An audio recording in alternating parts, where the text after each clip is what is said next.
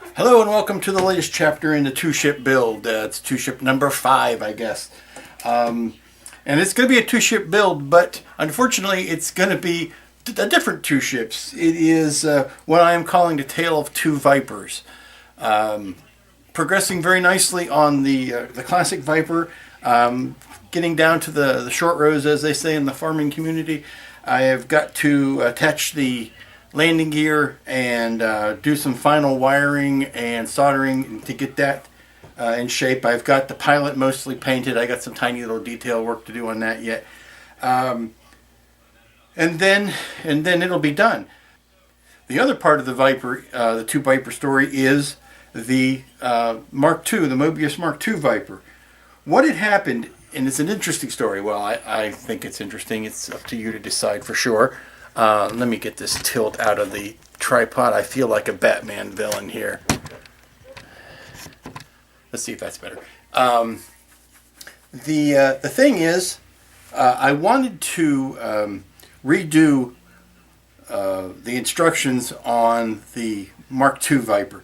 This new method that I had worked out with, putting the stripe down and then working your way around it, was a recently new development, and I really like it. I think it's a more intuitive way to do things.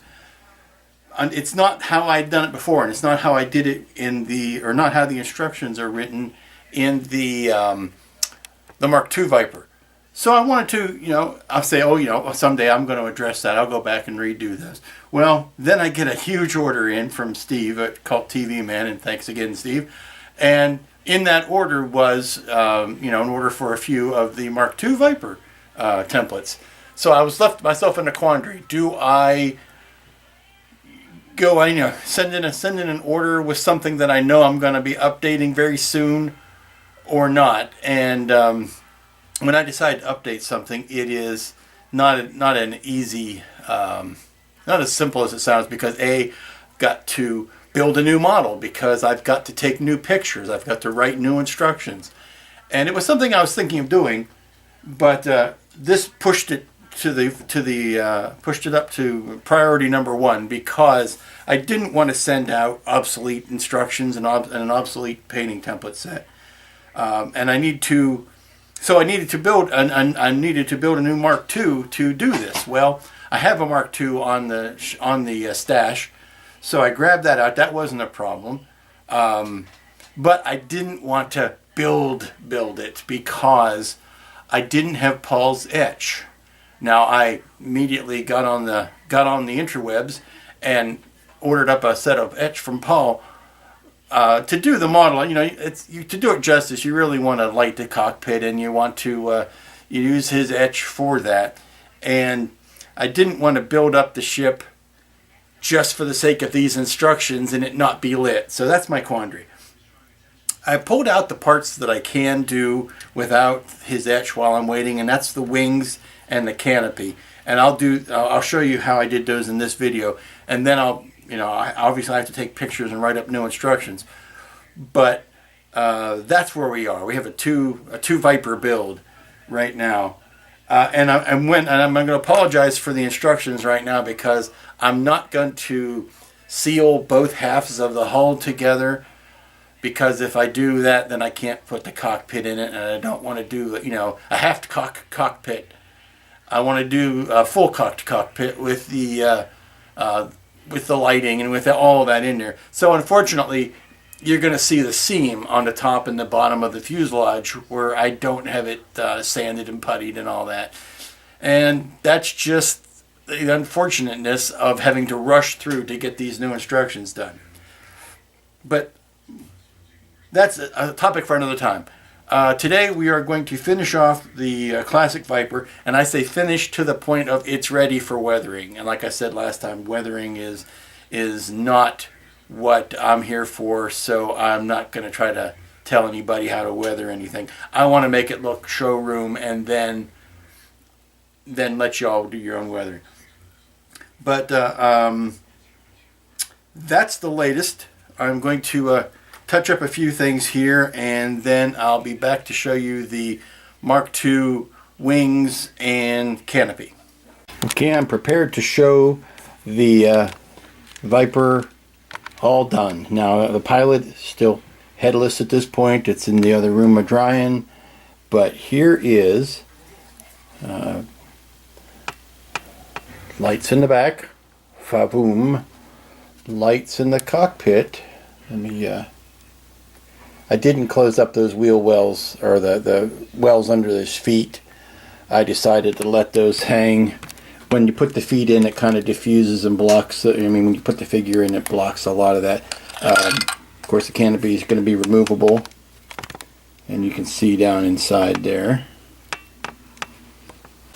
Continuing along the 2 Viper build, or the Mark II redesign of the templates. Here is the canopy, which was something I could do. Now the canopy didn't change from the original set, but it is now in the yellow-orange material, which is another problem because a lot of my instructions still have pictures that are using the black vinyl.